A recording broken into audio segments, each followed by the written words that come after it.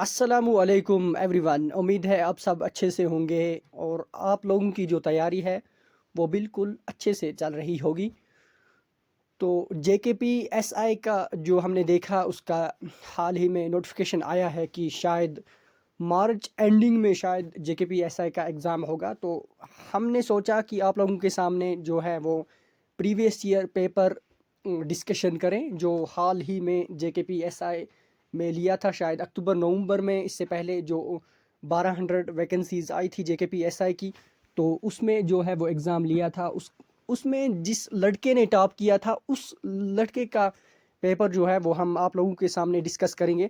आप लोग देख सकते हो कि ये हमारी स्क्रीन पर किस पैटर्न पे पेपर आया था या कैसा एग्ज़ाम हुआ था। आप लोग इस हिसाब से जो है वो अपनी तैयारी को आगे लेके जा सकते हो।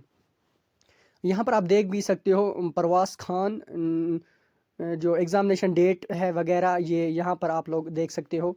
और इस के मुताबिक आप अपनी जो है वो प्रिपरेशन आगे ले जा सकते हो। हालांकि सिलेबस भी डिफरेंट है इस एग्ज़ाम में, और बहुत से मैथमेटिक्स के पोर्शन हमें देखने को मिलते हैं। लेकिन फिर भी अगर हम एनालिसिस करें प्रीवियस ईयर पेपर्स को, तो शायद हम उस हिसाब से जो नए नए लड़के होंगे या एग्ज़ाम की तैयारी कर रहे होंगे तो उनके लिए एक जो है वो रास्ता निकलता है कि किस तरह से प्रीवियस ईयर पेपर्स को देख के JKSSB के एग्ज़ाम के लिए प्रिपरेशन करें या और किसी एग्ज़ाम के लिए प्रिपरेशन करें। सबसे मेन मुद्दा जो होता है वो प्रीवियस पेपर को एनालिसिस करके जो आप फिर एग्ज़ाम देने जाते हो, तो उससे एक आपको अंदाज़ा होता है कि कैसे प्रीवियस ईयर में एग्ज़ाम में कैसा पेपर आया था और कैसे हम उस हिसाब से तैयारी करें। तो हम टाइम ज़्यादा ना लेते हुए हम इस पेपर को थोड़ा सा डिस्कस करते हैं, ताकि आप लोग जो है आप लोगों को वो एनालिसिस मिले कि किस तरह से आप अपनी तैयारी को आगे बढ़ा सकते हो। देख, सबसे पहले जो हमारे पास सवाल आता है, Tarapur atomic power station is located in which of the following state. Question number 1, ये 10/22 को जो शिफ्ट हुई थी 2022 की, तो उसमें पहला सवाल पूछा गया था। इसमें ऑप्शंस थे उत्तर प्रदेश, सेकंड ऑप्शन था कर्नाटका, थर्ड ऑप्शन था आंध्र प्रदेश और फोर्थ ऑप्शन था महाराष्ट्र। तो इसका जो सही आंसर था वो था ऑप्शन नंबर डी, महाराष्ट्र, जो इसने बिल्कुल सही टिक किया था। ऑप्शन नंबर डी इसका जो है वो करेक्ट हो जाएगा।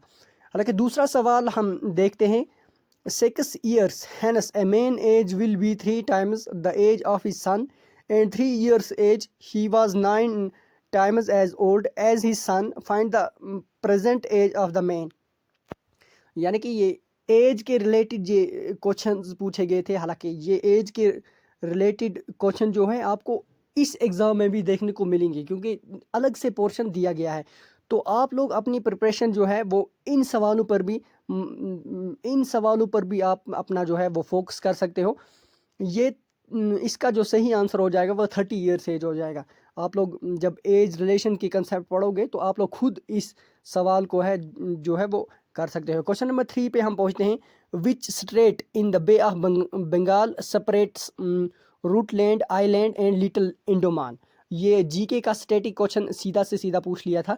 इसमें जो है वो option number 1 10 degree channel, option number 2 Deccan passage, option number C Palk strait, option number D 8 degree channel. इसका जो सही आंसर हो जाएगा वो हो जाएगा डेक्कन पैसेज। हालांकि 10 डिग्री चैनल हमें पता है इंडोबार और निकोबार को कनेक्ट करता है। पलक स्ट्रेट हमें पता है इंडिया से श्रीलंका को कनेक्ट करता है। 8 डिग्री चैनल हमें पता है मिनिको और मालदीव्स को जो है ये कनेक्ट करता है। इसका जो सही आंसर हो जाएगा वो हो जाएगा option number D. Option number D इसका जो सही आंसर हो जाएगा। तो चलते हैं हम अगले सवाल पे। हम चलते हैं। जो पूछा गया नंबर करेक्टर और ये कंप्यूटर का जो है वो क्वेश्चन पूछा गया था।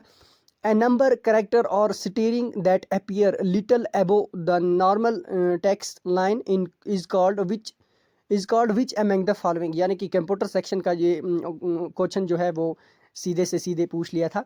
इसमें ऑप्शन ए जो है वो सुपर स्क्रिप्ट होता है, ऑप्शन बी सुपर टेक्स्ट होता है, ऑप्शन सी सब्सक्रिप्ट था, ऑप्शन डी लवर टेक्स्ट था। इसका जो सही आंसर हो जाएगा वो हो जाएगा सुपर स्क्रिप्ट, यानी कि ऑप्शन डी जो है इसका वो करेक्ट हो जाएगा। पांचवा सवाल को हम देखते हैं, choose the correctly spell word among the following given option, यानी कि इसमें से हमें करेक्ट स्पेलिंग का जो है वो ऑप्शन बताना था। तो इसका जो ऑप्शन है साइकोलॉजिकल, दूसरा है साइकोलॉजिकल, ये भी इसमें तीसरा है साइकोलॉजिकल, चौथा भी साइकोलॉजिकल है, लेकिन इसमें हमें बताना है कि करेक्ट स्पेलिंग जो है वो किस वाले ऑप्शन में है। ये इसमें जो है वो करेक्ट स्पेलिंग हमें दूर से ही नज़र आता है कि ऑप्शन नंबर बी जो है इसमें जो है वो करेक्ट स्पेलिंग है, ये ऑप्शन जो है वो ठीक हो जाएगा। तो option number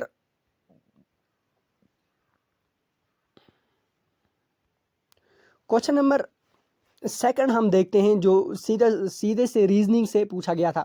The words in the bottom row are related in the same way as the words in the top row. From each atom, find the following that completes the bottom row of words.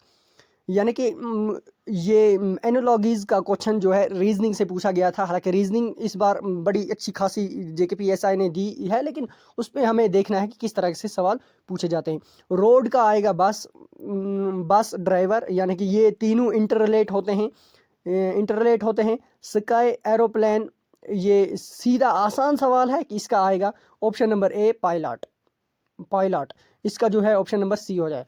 Road जो है, road पर बस चलती है, उसको चलाता है driver, सीधी सी बात है। स्काई, आसमानों पे एरोप्लेन चलता है, उसे पायलट चलाता है। ये सीधी कुछ सवाल ऐसे होते हैं जो हम लॉजिक से भी कर लेते हैं रीजनिंग, तभी तो रीजनिंग एग्जामों में रखी जाती है। क्वेश्चन नंबर सेकंड हम डिस्कस कर रहे हैं, what is the logo of Bombay natural history society, यानी कि इसके ऑप्शंस हैं great Indian bustard, option B the great hornbill, option C Indian vulture, option C Himalayan koel. इसका जो सही आंसर है वो हो जाएगा the great hornbill, option number B जो है इसका जो है वो करेक्ट हो जाएगा। क्वेश्चन नंबर सेकंड की तरफ हम चलते हैं। क्वेश्चन नंबर सेकंड की तरफ हम चलते हैं, among the following which from proteins, यानी कि इनमें हमें देखना है कि कौन सा है जो प्रोटीन, मतलब जिसमें प्रोटीन्स होते हैं। ऑप्शन ए जो है वो शुगर, ऑप्शन सी बी जो है पेरिनीस, option C amino acid, option C fatty acid. तो इसमें जो सही आंसर है वो हो जाएगा ऑप्शन नंबर सी, यानी कि एनिमा एसिड्स जो हैं ये प्रोटीन्स के लिए इस्तेमाल किए जाते हैं। क्वेश्चन नंबर सेकंड की तरफ हम चलते हैं, among the following which is the world smallest bird. हालांकि ये स्टैटिक जीके का क्वेश्चन जो है वो पूछा गया है। ऐसे सवाल हमें बहुत सारे एग्जामों में भी देखने को मिले हैं। Option number A weebill, option number B gold crest, option number D pardalote, option number D bee hummingbird. इसका जो सही आंसर है वो हो जाएगा ऑप्शन नंबर डी, यानी कि बी हमिंग बर्ड जो है इसका जो सही आंसर है वो हो जाएगा। चलते हैं हम नेक्स्ट क्वेश्चन की तरफ। इससे पहले अगर आप इस चैनल पे नए हैं तो आप इस चैनल को सब्सक्राइब कर सकते हो, क्योंकि JKPSI के जितने भी प्रीवियस ईयर क्वेश्चंस थे JKSSB ने पूछे थे वो हम इस चैनल पे आपके साथ अपडेट करते रहेंगे या आपके साथ शेयर करते रहेंगे। आप हमें व्हाट्सएप पर भी मैसेज कर सकते हैं, हम आपको ये PDFs जो हैं वो व्हाट्सएप पे भी प्रोवाइड कर देंगे।